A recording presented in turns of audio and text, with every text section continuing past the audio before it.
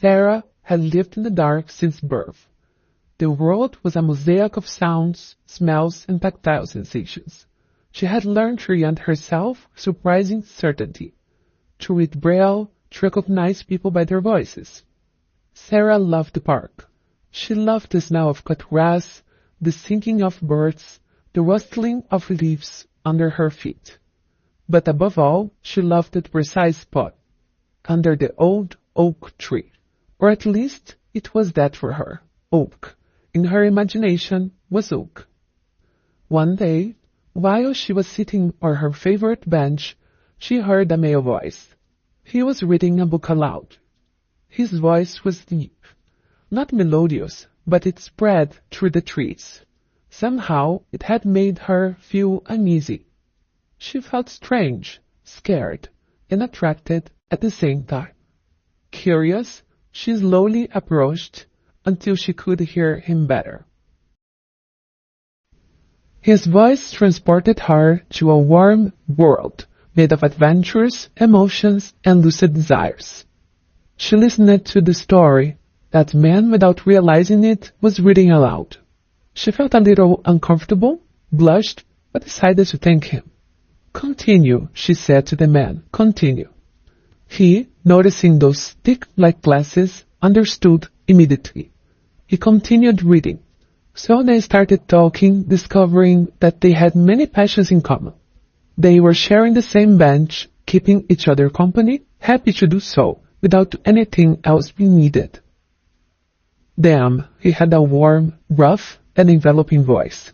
His words painted vivid scenarios in her mind, making her live 1,000 adventures.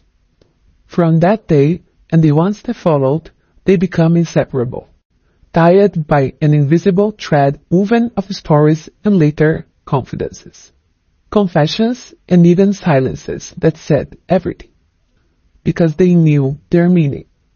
One day, many months, he soon became her rock, her guide in the darkness. She did the same, putting all of herself into it. Until that passionate kiss, she had practically jumped on him. He returned the kiss a little shyly. It was love. The doctors announced that an experimental procedure could restore her sight. It was fate. Sara was overcome by a mixture of excitement and fear. The idea of seeing the world was fascinating, but at the same time, terrifying. The operation was a success. When she opened her eyes, the world was an explosion of colors, shapes, and lights. It was as if she had been born again. With her new sight came a new awareness of herself and the world around her. At first, everything was too intense, too beautiful. But as the days passed, Sara began to explore the world with new eyes. She saw the ocean, the starry sky, the faces of the people she loved. And she saw herself reflected in a mirror. For the first time, it was just a mirror.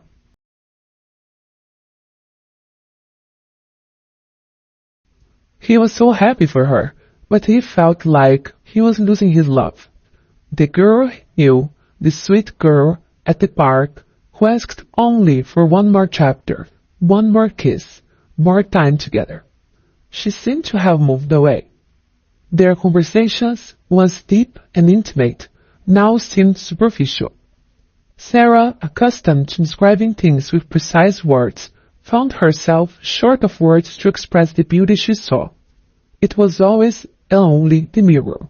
She loved looking at herself. After all, she was a beautiful woman, why not?